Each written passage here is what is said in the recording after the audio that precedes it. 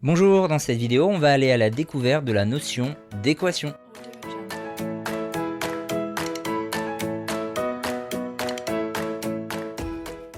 Alors avant même de parler d'équation, on va s'intéresser justement à ce petit problème. Alors on va avoir ici en fait un nombre de départ et en fonction de plusieurs conditions de l'énoncé, l'objectif va être de déterminer ce fameux nombre de départ. Les conditions sont les suivantes. On veut que lorsque l'on multiplie par 4 ce nombre, il dit lorsqu'on me multiplie par 4, c'est le nombre qui parle, et que l'on ajoute 2, on obtient le même résultat que lorsque l'on prend mon double augmenté de 12.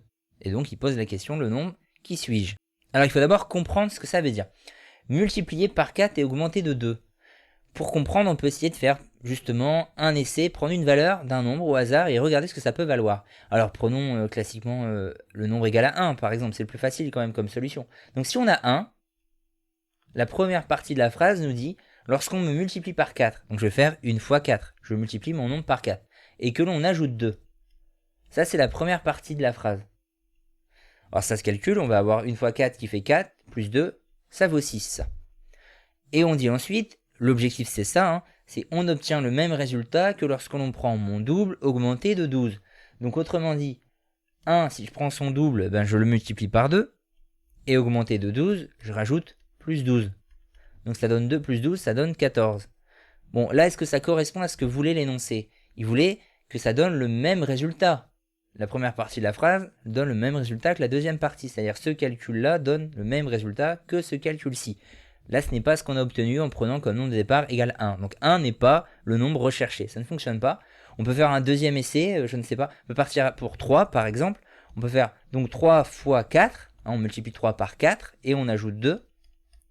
Ça va valoir 12 plus 2, donc 14.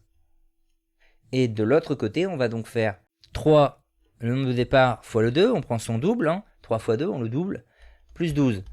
Donc ça donne 6 plus 12, ça donne 18. Bon, on n'a toujours pas de solution. Alors là, du coup, on se rend compte que ça peut ne pas être évident de trouver justement une valeur qui va convenir ici, de trouver le nombre en fait, la réponse au problème, de résoudre le problème.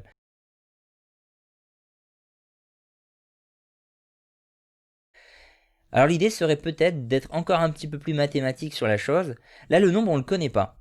Quand on ne connaît pas un nombre, généralement, on lui donnait un nom. Un nom très courant, on l'appelait x.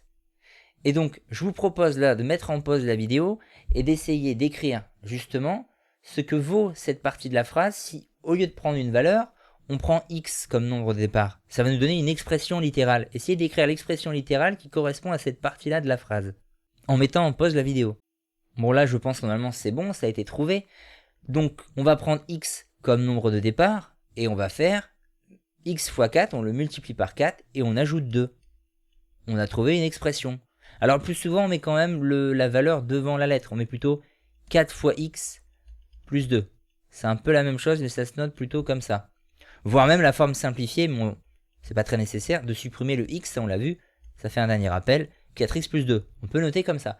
Alors, le même travail maintenant, en prenant toujours donc x comme nombre de départ, pour cette phrase-là, la deuxième expression littérale. Donc si je continue, on prend donc le double du nombre, x, prendre son double c'est le multiplier par 2, plus 12. Je reprends le travail que j'ai fait à gauche en fait.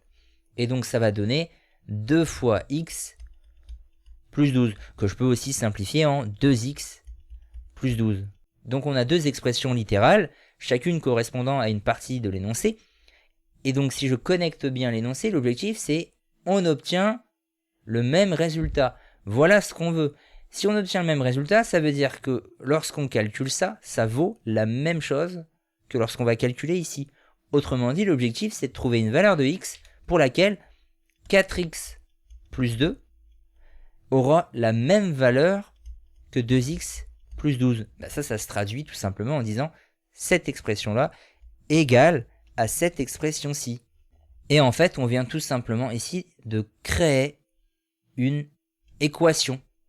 Une équation, c'est quoi? C'est tout simplement une égalité entre deux expressions littérales qui comportent une inconnue. Et donc l'objectif, c'est quoi? C'est de trouver une solution à cette équation. Une solution, c'est quoi? C'est une valeur de x pour laquelle, lorsque je remplace à gauche et je l'en remplace à droite, j'obtiens les mêmes valeurs en calculant. Si c'est le cas, là, j'ai trouvé une solution, c'est-à-dire une valeur pour laquelle l'égalité, là, va être vraie. Alors pour trouver des solutions, en fait, la première partie de la leçon va consister à tester des solutions qu'on nous propose. Et la deuxième partie de la leçon, ça sera la méthode qui permet de trouver justement les solutions. On va voir ces deux choses-là. Alors d'abord, je vous propose de partir un petit peu sur le tableur pour trouver éventuellement une solution à cette équation. Donc voilà le tableur. Comment on va faire? Alors, on va saisir en fait, on va avoir notre première colonne qui va correspondre aux valeurs que l'on veut tester. Donc on a bien appelé l'inconnu que l'on cherche, on l'a appelé x. Donc on va mettre x et on va prendre différentes valeurs. Alors je propose de démarrer en moins 10 en fait et de chercher à aller de 1 en 1. Vous voyez, il suffit donc, une fois que vous avez saisi une valeur, de cliquer, de maintenir le clic sur le petit carré qui est là et le logiciel tout seul par lui-même va aller de 1 en 1. Et donc je peux aller jusqu'à 10, ça fera une vingtaine de valeurs testées du coup. 21 même en comptant le 0.